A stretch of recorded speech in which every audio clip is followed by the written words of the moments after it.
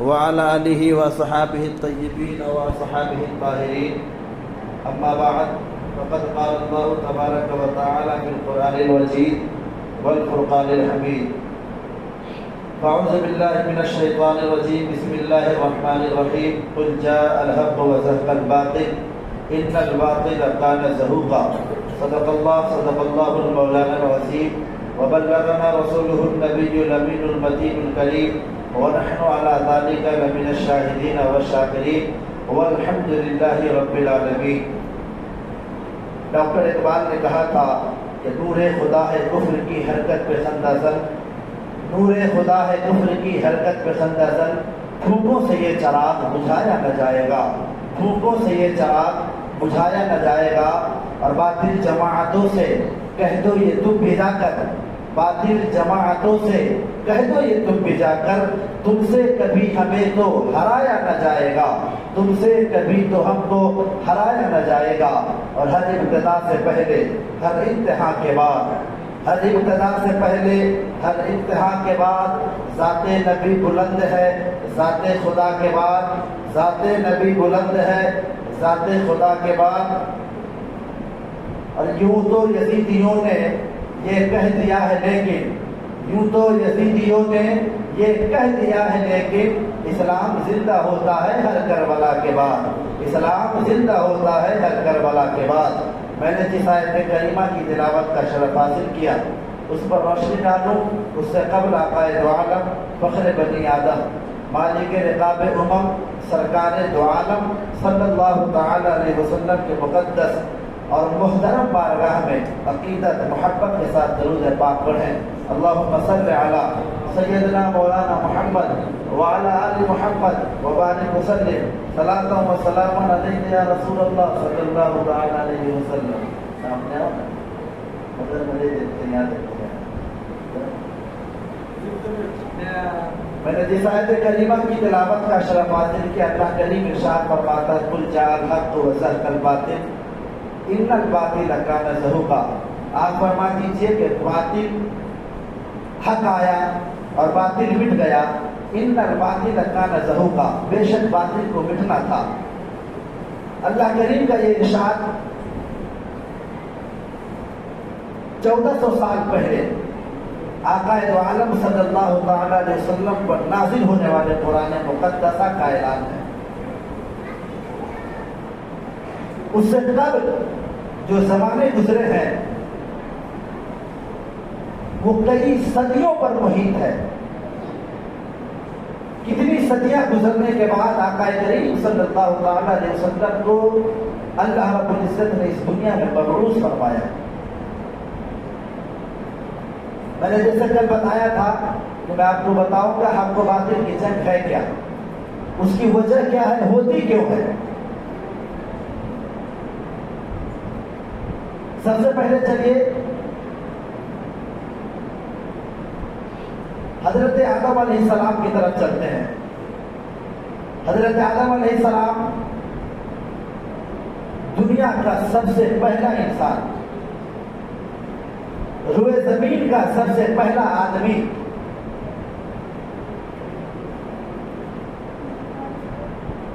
حضرت آدم علیہ السلام آبادی آدمیت کا سب سے پہلا فرد جس کو اللہ رب العزت نے جب تخلیق فرمائی، حضرت آدم علیہ السلام کی اللہ رب العزت نے تخلیق فرمائی، ان کے مجسمے کو، ان کے جسد خاکی کو بنایا گیا. بنانے کے بعد اللہ رب العزت نے اس جسد خاکی میں روح ڈالی.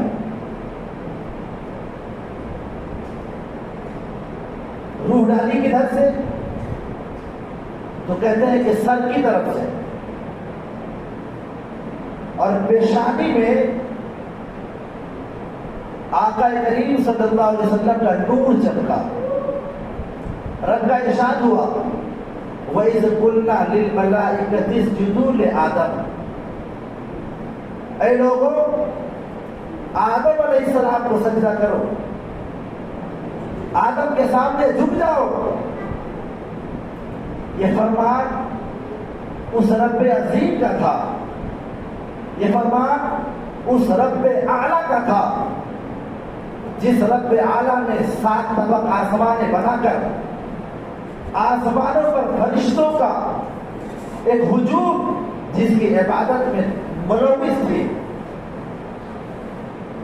کوئی فرشتہ سجدے میں ہے تو وہ سجدے میں ہی رب کی تسبیح و تحلیل کر رہا ہے، کوئی رکوع میں ہے تو رکوع میں ہی رب کی تحلیل و تسبیح کر رہا ہے، رب کی تحمید بیان کر رہا ہے، رب کی حمد و ثنا کر رہا ہے. مگر فرمان رب ہوتا ہے وَإِذْ قُلْنَا لِلْمَلَائِكَةِ اسْجُدُوا لِآدَمَ، فرشتوں آدم کے سامنے جھک جاؤ. فَسَجَدُوا، تمام کے تمام فرشتے، رب کے کہنے کا انتظار تھا، رب نے کہا فرشتے جھک گئے. فَسَجَدُوا إِلَّا ابلیس، مگر ابلیس نہیں جھکا، ابلیس نہیں جھکا.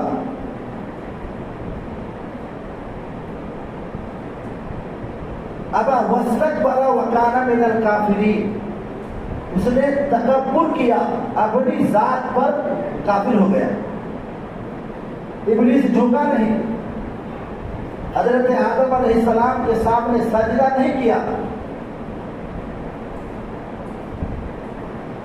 رب تعالیٰ نے پوچھا ہے ابلیس تو آدم کو سجدہ کیوں نہیں کرتا؟ تو ابلیس نے جواب دیا تھا کہ اے مولا، میں نے تیری عبادت کی ہے. تاریخوں میں ملتا ہے کہ ابلیس نے اتنے سجدے کیے ہیں، اتنے سجدے کیے ہیں کہ اگر روئے زمین پر پھیلا دیا جائے، روئے زمین پر اگر پھیلا دیا جائے، ایک رائی کا دانہ کا برابر بھی جگہ باقی نہیں رہے گی جہاں پر اس کا سجدہ نہیں ہو. مگر آدم کے سجدہ سے بھٹکنا، رب تبارک و تعالیٰ نے پوچھا ابلیس آدم کے سامنے سجدہ کیوں نہیں کہا؟ اکڑ گیا، غرور میں تھا، کہنے لگا خلقتہ من طین خلقتنی من نار وخلقتہ من طین. مولا میں اس کے سامنے جھک جاؤں؟ تو نے مجھے آگ سے پیدا کیا ہے، اس کو مٹی سے بنایا ہے. تو آگ کبھی گویا آگ پانی کے سامنے جھکتی ہے، کبھی مٹی کے سامنے جھکتی ہے؟ میں نہیں جھکتا. رب نے اسے فرمان، رب کا فرمان آیا ابا واستكبر وكان من الكافرين، یہ غرور کرنے کی وجہ سے کافر ہو گیا.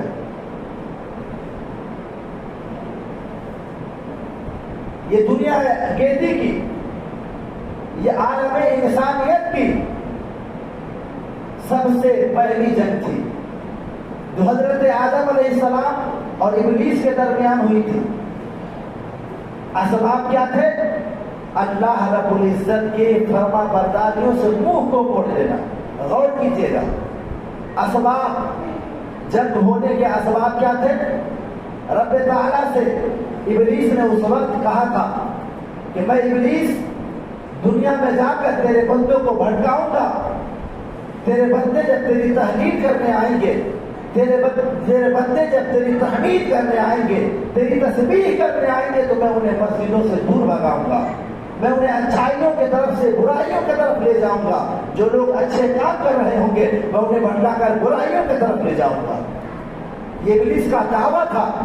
اللہ رب العزت نے ارشاد فرمایا کہ اے ابلیس سن لے، تو بھٹکانا ہے بھٹکا لینا، مگر میرے وہ بندے جو مجھ سے پیار کریں گے، میرے وہ بندے جو میری فرما برداری کریں گے، وہ تیرے بہکاوے میں کبھی نہیں آ سکتے، وہ تیرے بہکاوے میں کبھی نہیں آئیں گے.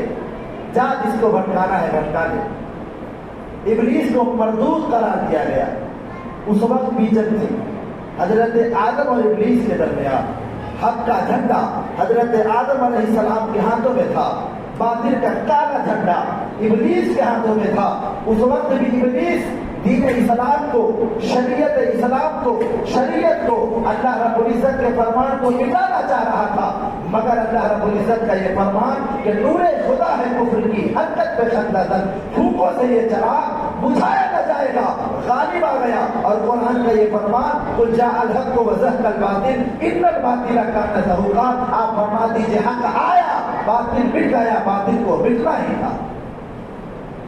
تاریخ کے اوراق میں دیکھے ہیں، عالم نے ان باتوں کو دیکھا ہے کہ ابلیس کے کروڑوں سجدے، ابلیس کا پہلے آسمان پر عابد، زاہد، متقی، پرہیزگار، ولی، معلم الملائکہ، اتنے نام تھے اس کی بڑی پوسٹ تھی، یہ فرشتوں کو سبق پڑھایا کرتا تھا، مگر اللہ رب العزت کی نافرمانی سے کیا ہو گیا؟ مردود ہو گیا،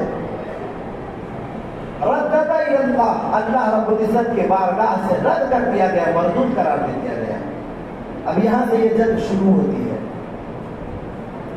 حضرت آدم علیہ السلام ہی کے زمانے میں، حضرت آدم علیہ السلام ہی کے زمانے میں حضرت آدم علیہ السلام کی ایک اولاد حابیل تھی اور دوسری اولاد قابل تھی۔ حابیل اور قابل یہ دو بھائی تھے۔ اس وقت حابیل اور قابل دونوں نے قربانیاں دی، حابیل اور قابل نے قربانیاں دی، حابیل کی قربانی قبول ہو گئی۔ اس وقت قبولیت کی نشانی کیا تھی کہ اللہ رب العزت کی طرف سے ایک آگ آتی اور اس کی قربانی کو کھا لیتے، تو سمجھا جاتا کہ اس کی قربانی قبول ہو گئی۔ حابیل کی قربانی قبول ہو گئی، قابل کی قربانی کو رد کر دیا گیا۔ قابل کی قربانی کو رد کیوں کیا گیا؟ اس کے اسباب کیا تھے؟ کیوں رد کر دیا گیا؟ وہ اس لیے کیونکہ وہ اللہ رب العزت کی فرما برداری نہیں نافرمانی کر رہا تھا۔ قابل کیسے کر رہا تھا؟ حضرت آدم علیہ السلام کی حضرت حوا علیہ السلام کے ساتھ شادی تھی، نکاح تھا، ان کے ہر حمل میں ایک بیٹا اور ایک بیٹی پیدا ہوا کرتے تھے، ایک بیٹا اور ایک بیٹی پیدا ہوا کرتے تھے۔ پہلے جو لڑکا لڑکی پیدا ہوتا اور دوسرا لڑکا لڑکی جو پیدا ہوتا، اس لڑکی کا اس لڑکے کے ساتھ اور اس لڑکے کا اس لڑکی کے ساتھ شادی ہوتا، اس کے نکاح میں دیا جاتا۔ یہ قانون آدم تھا، یہ حضرت آدم علیہ السلام کا قانون تھا، حضرت آدم کی شریعت تھی۔ مگر حابیل کے ساتھ جس لڑکی کی پیدائش ہوئی تھی وہ دیکھنے میں تھوڑا کم خوبصورت تھی، اور قابل کے ساتھ جس کی تولد جس کے جو پیدا ہوئی تھی وہ زیادہ خوبصورت تھی۔ جب رشتے کی بات چلی تو قابل نے کہا کہ نہیں، میں اسی لڑکی سے شادی کروں گا، اس سے شادی نہیں کروں گا۔ نافرمانی کس کی؟ رب کے فرمان کی نافرمانی۔ جنگ شروع ہو گئی۔ قابل نے کہا کہ اے حابیل، میں تجھے اینٹ اور پتھروں سے مار دوں گا، میں تجھے مار دوں گا۔ حابیل نے کہا تھا کہ میں اپنی زندگی کو اللہ کے سپرد کرتا ہوں اور اللہ کی فرما برداری کو بجا لاتا ہوں، تجھے جو کرنا ہے کر لے۔ قابل نے حابیل کا قتل کر دیا۔ یہ دنیا کی دوسری جنگ تھی، یہ دنیا کی دوسری جنگ تھی جو حق و باطل کی جنگ تھی، اللہ کے فرما برداری اور نافرمان کے بیچ کی جنگ تھی، باطل اور حق کے درمیان کی لڑائی تھی۔ جیتا کون؟ تو حابیل۔ آج بھی دنیا نے قرآن عظیم میں حابیل کے گن گائے ہیں، قابل کو مردود قرار دیا ہے، کیونکہ وہ باطل کا سپورٹر تھا، حابیل حق کا سپورٹر تھا۔ حضرت ابراہیم علیہ السلام کے زمانے میں حضرت ابراہیم علیہ السلام کی پیدائش ہوتی ہے۔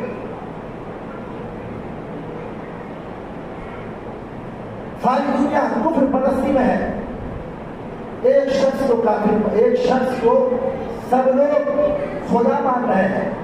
ایک بادشاہ ہے جس کا نام نمرود ہے، اپنے بادشاہیت کے زور پر، اپنے پیسہ کے بلبوتے پر اپنے آپ کو خدا بنوا رہا ہے، اپنے سامنے لوگوں کو جھکوا رہا ہے۔ اور اپنے آپ کو رب کہلوا رہا ہے۔ حضرت ابراہیم کی پیدائش ہوتی ہے، چھوٹی سی عمر ہے۔ حضرت ابراہیم علیہ السلام کے اس واقعے کو قرآن نے نقل کیا۔ قرآن نے کہا کہ اس وقت حضرت ابراہیم نے کہا تھا وَإِذْ قَالَ إِبْرَاهِيمُ رَبِّ أَرِنِي كَيْفَ تُحْيِي الْمَوْتَىٰ، تم اس کو رب کہتے ہو جو تمہیں جلا اور مار نہیں سکتا۔ حضرت ابراہیم علیہ السلام کی عمر بڑھی، مگر جب اللہ رب العزت کسی کے ساتھ حق کو بھیجتا ہے، اللہ رب العزت اگر کسی کے ساتھ حقیقت کو بھیجتا ہے، اللہ رب العزت جس کے ساتھ سچائی کے اصول کو بھیجتا ہے، اللہ رب العزت جسے اپنا فرما بردار بناتا ہے، وہ چاہے جس عمر میں بھی ہو سچائی اور غلط کی پہچان ضرور کر لیتا ہے، حق و باطل کی پہچان ضرور کرتا ہے۔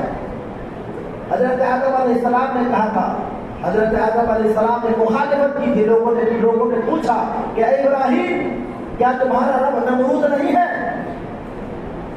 حضرت ابراہیم علیہ السلام نے کہا کہ نہیں، میرا رب نمرود نہیں ہے۔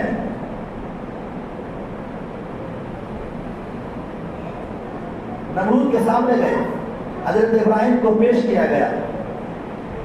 حضرت ابراہیم نے نمرود نے پوچھا کہ تمہارا رب کون ہے؟ حضرت ابراہیم نے کہا وَإِذْ قَالَ إِبْرَاهِيمُ رَبِّ أَرِنِي كَيْفَ تُحْيِي الْمَوْتَىٰ، میرا رب وہ ہے جو زندگی اور موت دیتا ہے۔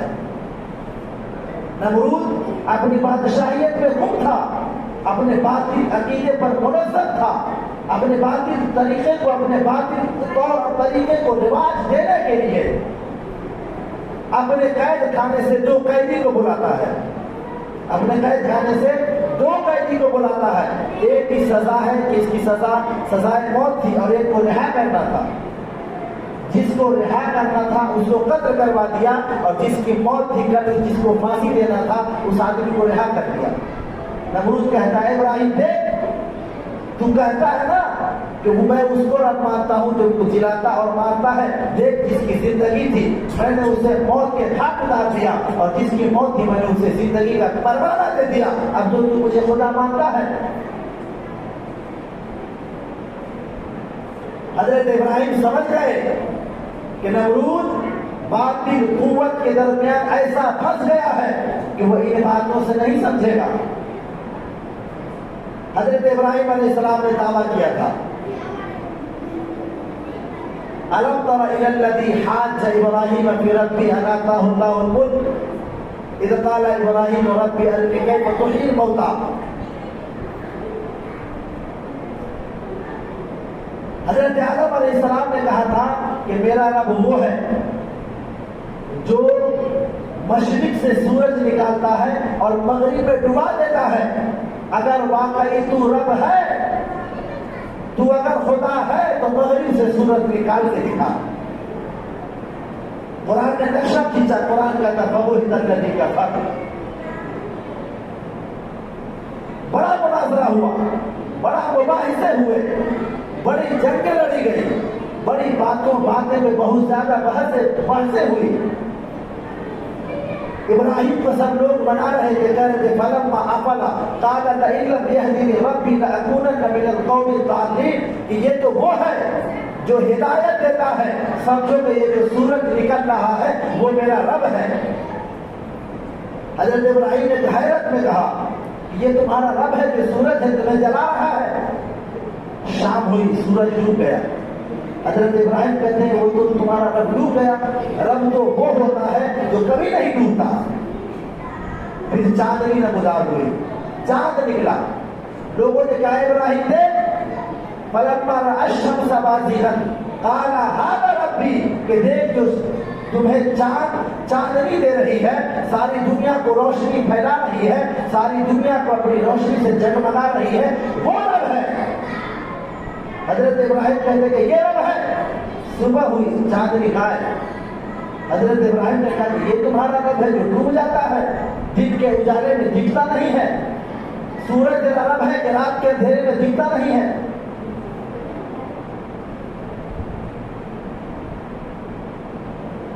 حضرت ابراہیم نے کہا حضرت ابراہیم سے کہا گیا کہ قال ھذا ربی، یہ سب سے بڑا رب ہے، اس کو مانو۔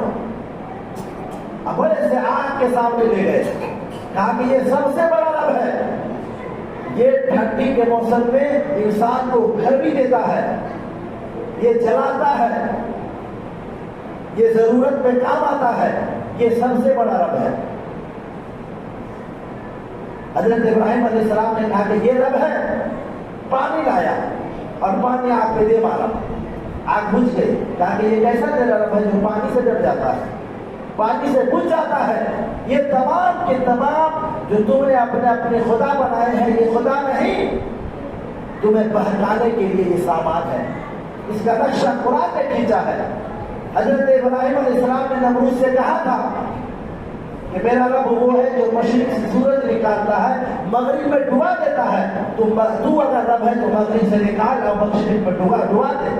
فبہت الذی کفر، نمرود ہکا بکا رہ گیا، پریشان ہو گیا، حضرت ابراہیم علیہ السلام کو مٹانے کی تدبیریں کرنے لگا، حضرت ابراہیم کو زندگی سے بے دخل کرنے کے لیے موت کی آغوش میں لٹانے کی کوشش کرنے لگا۔ سال ہر سال کنویں کھودے گئے، اس کنویں میں آگ جلایا گیا، لکڑیاں ڈالی گئی، بڑا آگ لگا کر حضرت ابراہیم کو اس میں پھینکنے کی تیاری کی گئی۔ نمرود نے اس وقت بھی کہا تھا اے ابراہیم کیا میں تمہارا رب نہیں ہوں؟ حضرت ابراہیم نے کہا تھا نہیں، میرا رب وہ ہے جو سب کو کھلاتا پلاتا ہے، یہاں تک کہ تجھے بھی کھلاتا ہے، تجھے بھی پلاتا ہے، وہ میرا رب ہے۔ نمرود غصے میں آگ بگولا ہو گیا، حضرت ابراہیم کو آگ میں ڈلوا دیا۔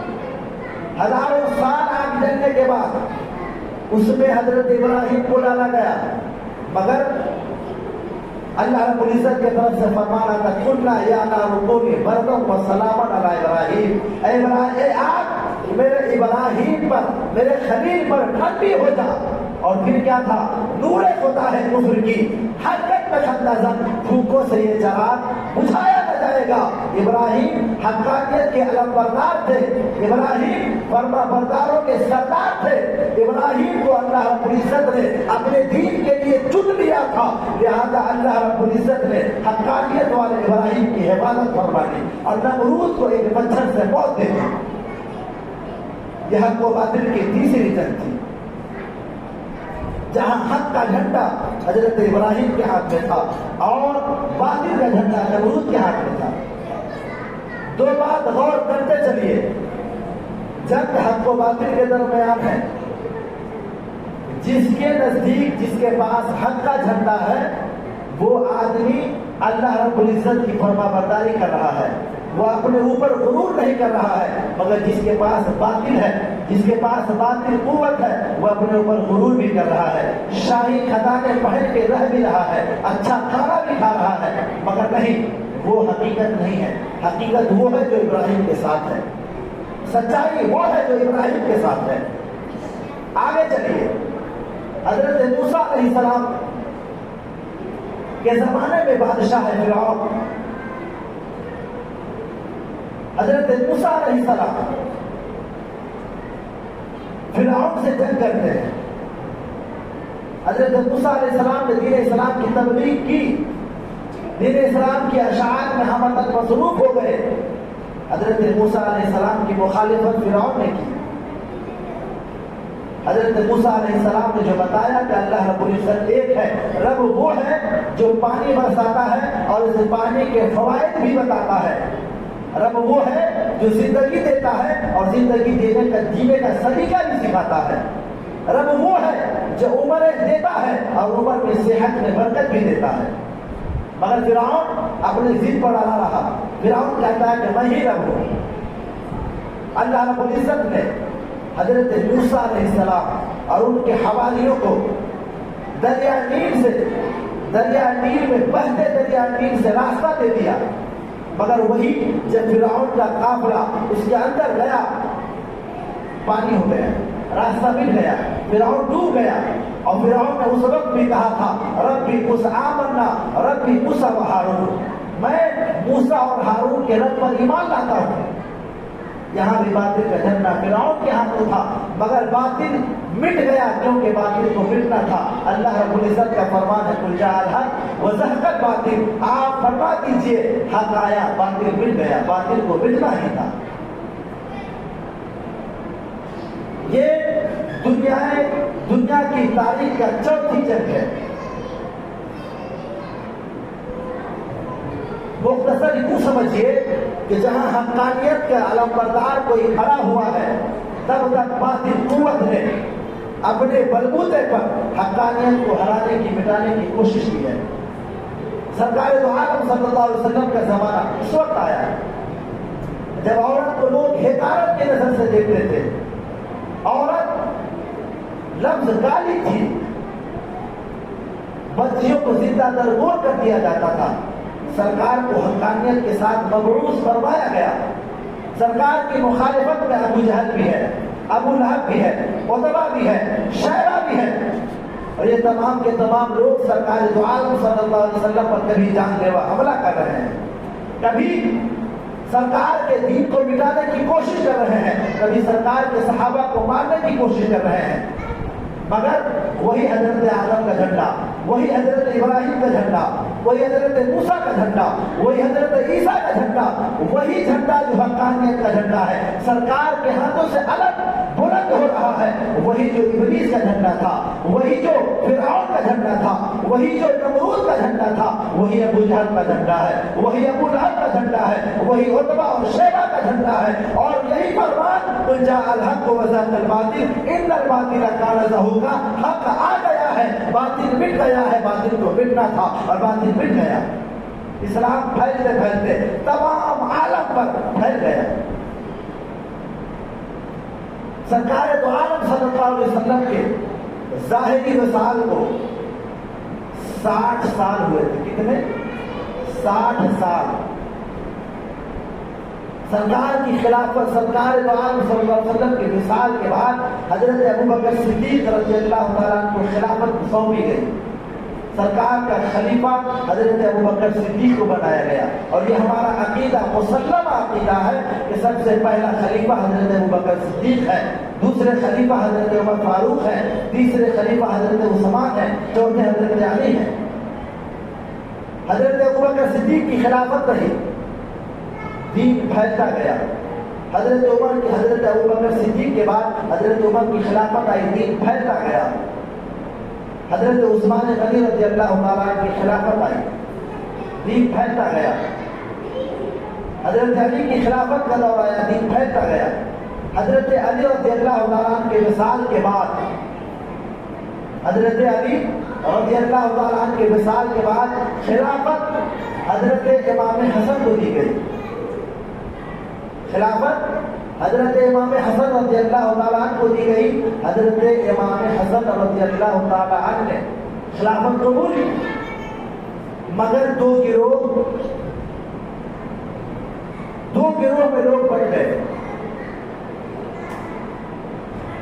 ایک وہ لوگ تھے جو حضرت امام حسن کی طرف تھے، اور ایک وہ لوگ تھے جو حضرت امیر معاویہ کی طرف تھے۔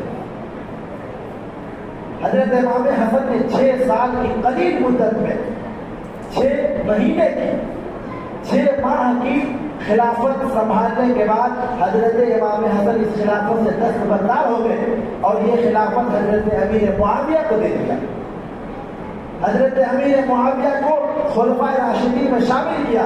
حضرت امام حسن خلافت سے دستبردار ہو گئے، اور آقا کریم صلی اللہ تعالیٰ علیہ وسلم نے ارشاد فرمایا تھا کہ میرا یہ حسن 2 گروہوں میں، 2 بڑے گروہوں میں آپسی میں صلح کروا دے گا، اور حضرت امام حسن نے یہ کر دیا۔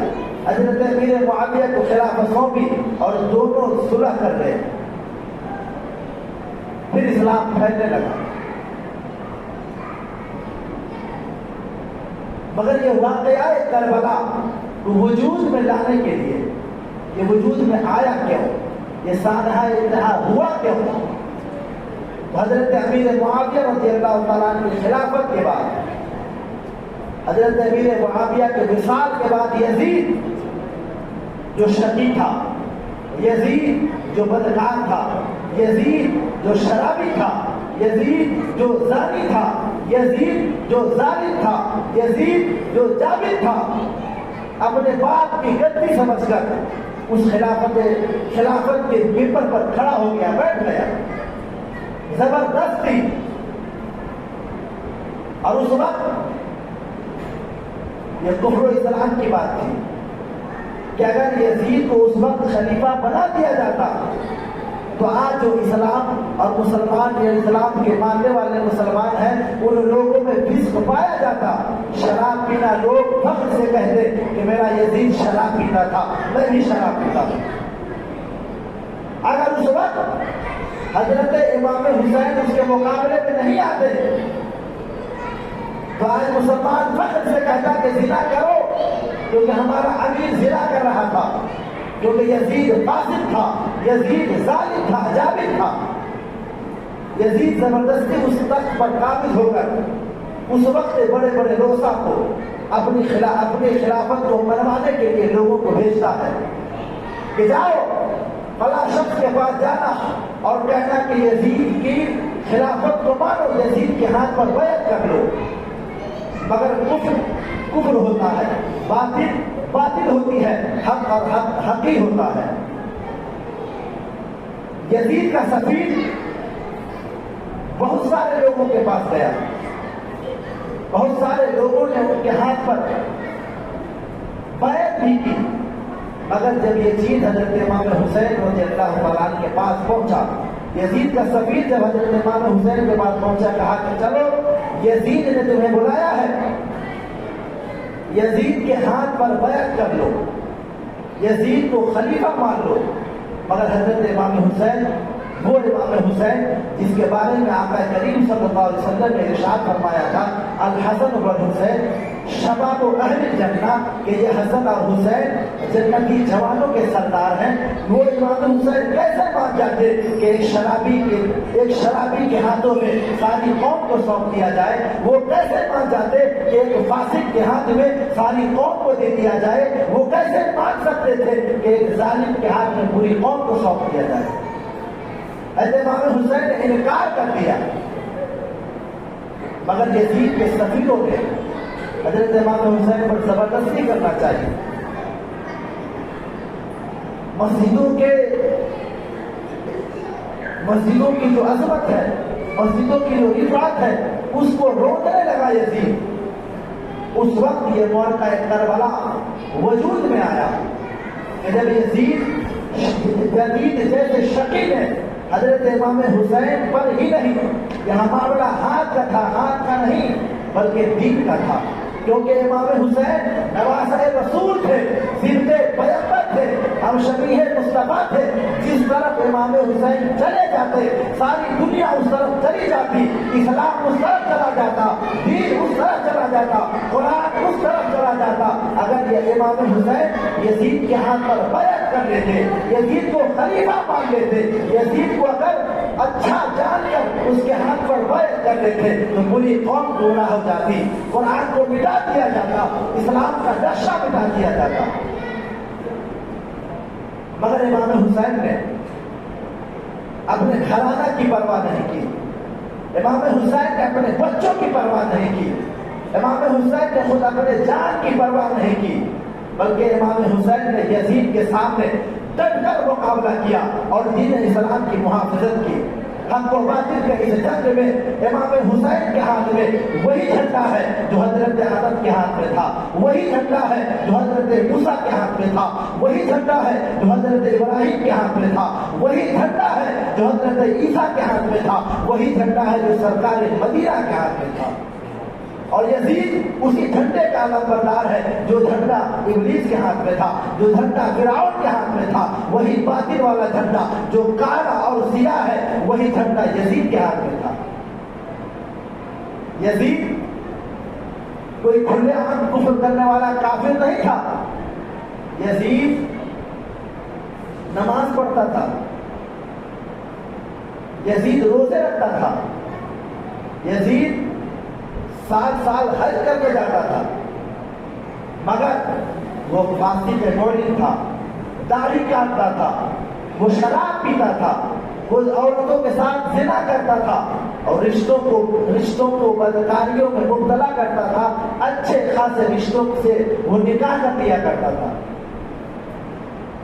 تاریخ میں مورخین نے لکھا ہے کہ یزید اتنا شقی تھا، یزید اتنا ظالم تھا کہ وہ صحابہ کا قاتل تھا۔ شراب اس کے گھر میں کھلے عام پیا جاتا تھا اور وہ خلافت کے منصب پر بیٹھ گیا۔ حضرت امام حسین سے حضرت امام کا ہاتھ مانگ رہا ہے، مگر امام حسین نے اپنے گھرانے کو لوٹا کر دین کو بچایا۔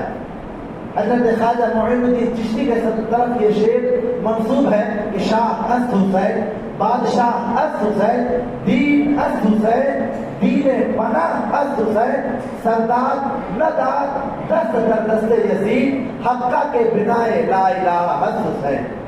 کہ بادشاہ حسین ہے، شاہ حسین ہے، امام حسین بادشاہ ہے، امام حسین شاہ ہے، امام حسین کا جلال وہ جلال ہے کہ وہی امام ہے، وہی کعبہ کی حفاظت فرمانے والا ہے۔ امام حسین تو وہ ہے جس نے اپنا سر دے دیا، مگر یزید کے جیسے شقی کے ہاتھ میں اپنا حق نہیں دیا، کیونکہ حق کے بلا الہ الا حق حسین کہ وہ دین اسلام کو بچانے والا امام حسین ہے۔ مگر تاریخ کے اولاد نے دیکھے واقعہ کربلا کے بعد، موقع کربلا کے بعد دنیا نے دیکھا کہ نہ وہ شمر کا وہ ظلم رہا، نہ وہ ظلم ابن زیاد کا جو رہا تو نام حسین ہے جسے زندہ رکھتی ہے کربلا۔ حقانیت اور صداقت پر مبنی امام حسین رضی اللہ تعالیٰ عنہ کی لڑائی ہے، جس کو آج ہم ڈھول اور تاشوں کے نظر کر دیتے ہیں۔ واقعی جو آج بھی سچا حسینی ہے، جو امام حسین سے اپنے دلوں میں محبت رکھتا ہے، وہ نماز کی طرف ضرور آتا ہے، وہ روزے سے ضرور محبت کرتا ہے، وہ صوم و صلاۃ کا پابند ہوتا ہے، وہ شریعت محمدی سے ایک ذرہ برابر ہٹتا نہیں ہے۔ انشاءاللہ آگے کی بات کل سے جب ہو گیا نا، باقی کتنا بات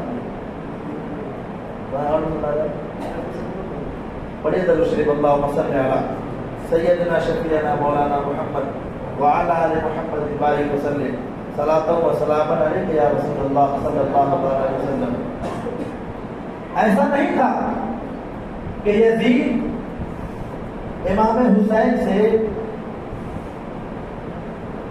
خوش نہیں تھا، بات اس کے انانیت کی تھی، بات اس کے غرور کی تھی،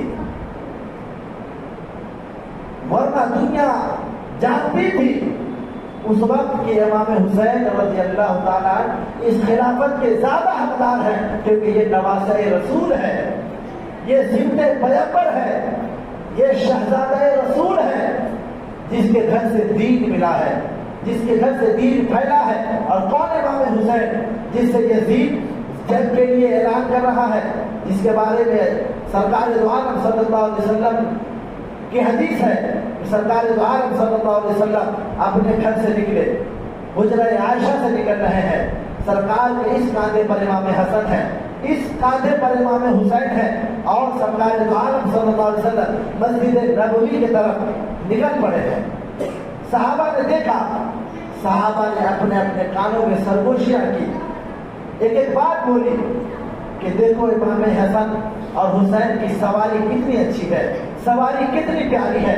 مگر سرکار دو عالم صلی اللہ علیہ وسلم نے پلٹ کر دیکھا کہ سواری تو دیکھ رہے ہو کہ سواری کتنی اچھی ہے، یہ سواری کتنی معتبر ہے، تم سوار نہیں دیکھ رہے ہو کہ سوار کتنا پیارا ہے، تم یہ نہیں دیکھ رہے ہو کہ شہزادہ رسول اس سواری پر سوار ہے، سوار بھی کتنا پیارا ہے۔ وہ امام حسین تھے جن کو سرکار دو عالم صلی اللہ علیہ وسلم نے بتایا سید و شباب و اہل الجنہ، کہ وہ یہ جنتی جوانوں کے سردار ہیں۔ حضرت امام حسین رضی اللہ تعالیٰ ان کی عظمت، ان کی رفعت کو یوں سمجھیے کہ سرکار دو عالم صلی اللہ تعالیٰ علیہ وسلم مسجد نبوی میں نماز ادا فرما رہے ہیں، نماز کی امامت فرما رہے ہیں. امام حسین رضی اللہ تعالیٰ عنہ کا بچپنا ہے. کھیلتے کھیلتے مسجد نبوی میں آتے ہیں. سرکار دو عالم صلی اللہ علیہ وسلم سجدے میں ہے. حضرت امام حسین آتے ہیں. جب سرکار سجدے میں گئے, سرکار کے پشت انور پر حضرت امام حسین بیٹھ گئے.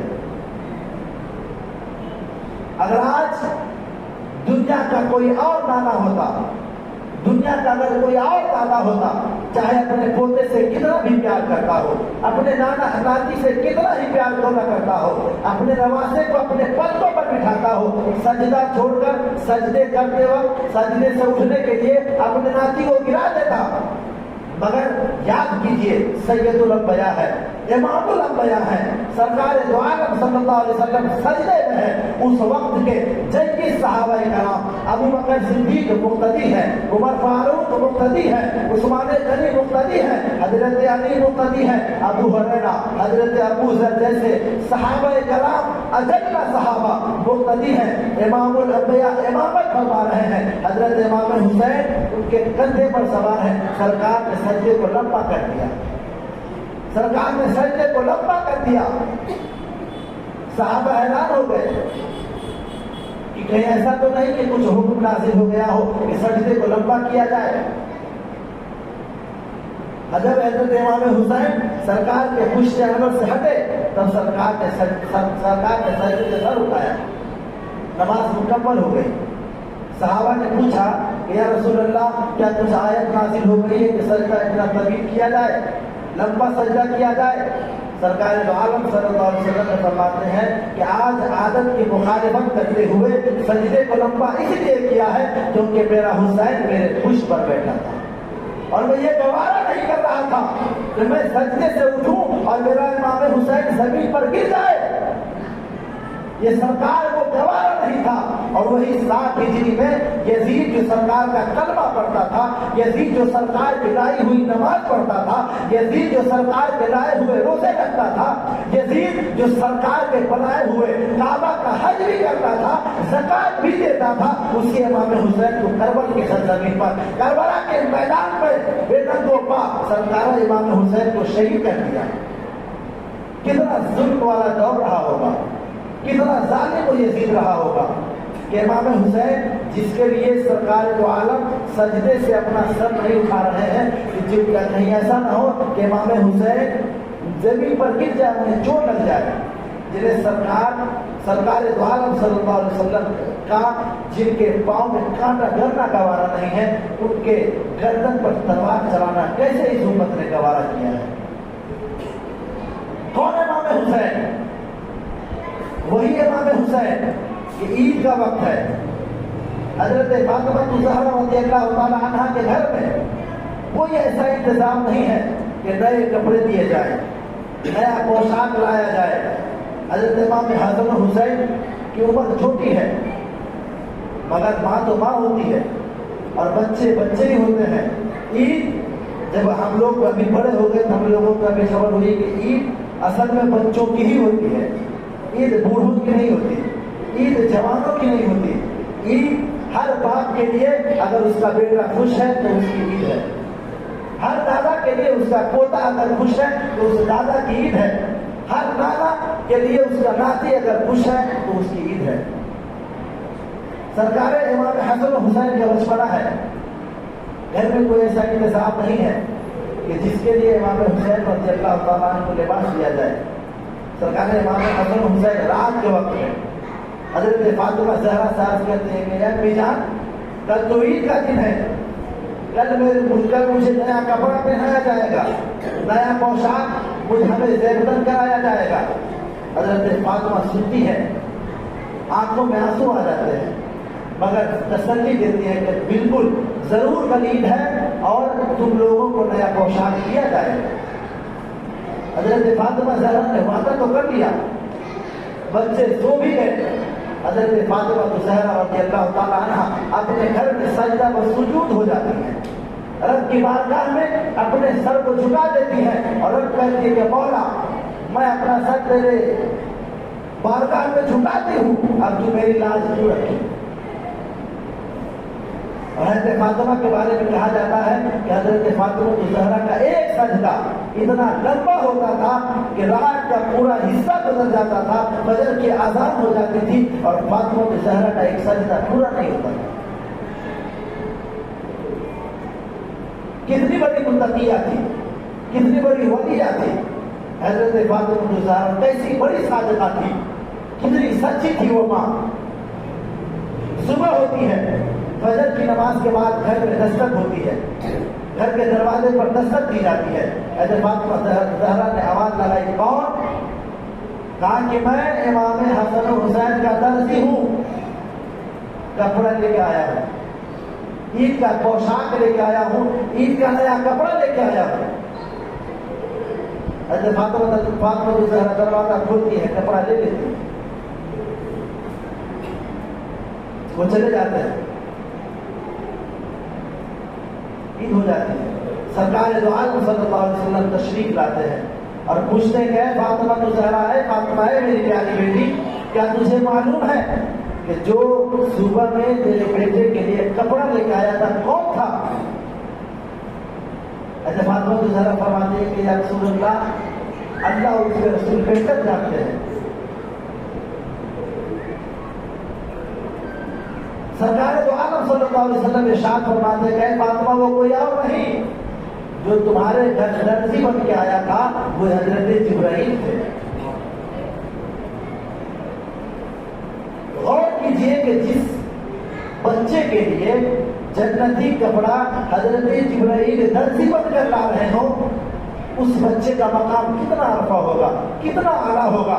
سب سے بڑی بات تو یہ ہے کہ حضرت امام حسن و حسین رضی اللہ تعالیٰ عنہ سرکار دو عالم کے محبوب تھے۔ سرکار فرماتے ہیں الحسین منی وانا من الحسین، کہ میں حسین سے ہوں اور حسین مجھ سے ہے۔ جو حسین سے محبت کرتا ہے وہ مجھ سے محبت کرتا ہے، اور جو مجھ سے محبت کرتا ہے وہی اللہ رب العزت سے محبت کرتا ہے۔ اب جس کے سینے میں امام حسین کی محبت ہے وہی سرکار سے محبت کرتا ہے، جس کے سینے میں امام حسین کا بغض ہے، جس کے سینے میں امام حسین کی دشمنی ہے، وہ بھی سرکار کا دشمن ہے۔ اللہ رب العزت کے بارگاہ میں دعا کرے کہ اللہ رب العزت ہمیں امام حسین جیسی سیرت اپنانے کی توفیق عطا فرمائے۔ وآخر دعوانا الحمدللہ رب العالمین۔ انشاءاللہ کہیں سے آئے۔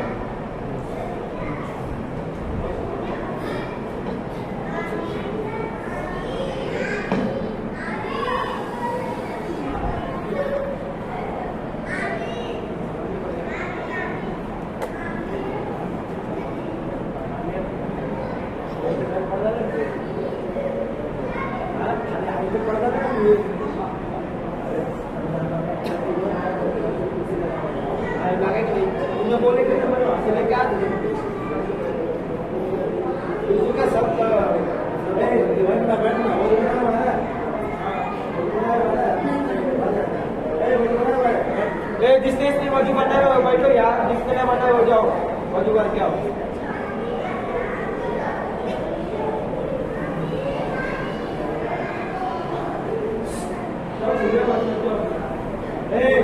تم لوگ پہلے جانا۔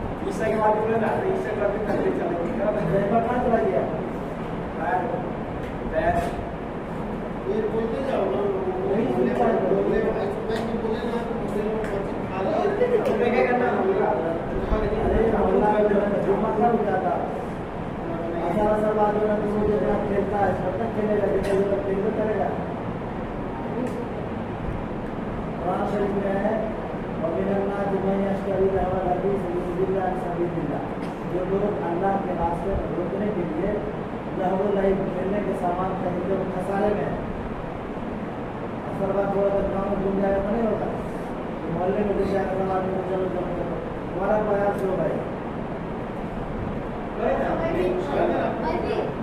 करेंगे इंशाल्लाह। बुला बुला के लाना पड़ेगा ना। अंदर अब हम कैसे हम कहाँ जाएंगे, इसलिए घर ही नहीं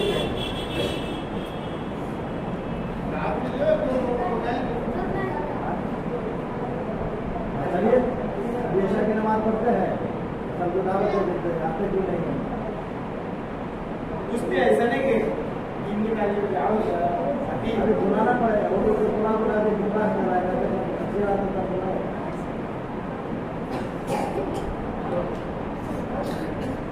फजर में आता तो फजर में हाँ उसका आप लोग बोले तो उठते नहीं हो, आप बोलो उठते नहीं हो।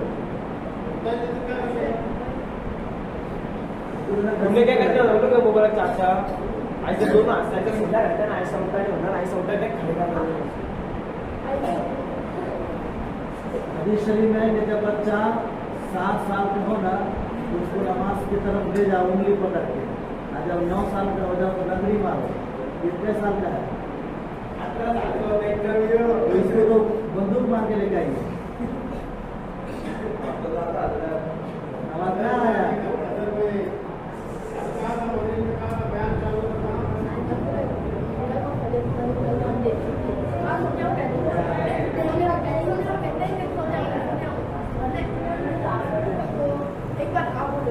फिर भी बोला आगे बोलता हूँ ये ना आपको बोलो कि हाँ ना ये बोलो कि आगे दिखाओ, तुम इतना बोलो कि हिम्मत है तो आगे अरे हजरत कल छुट्टी है कल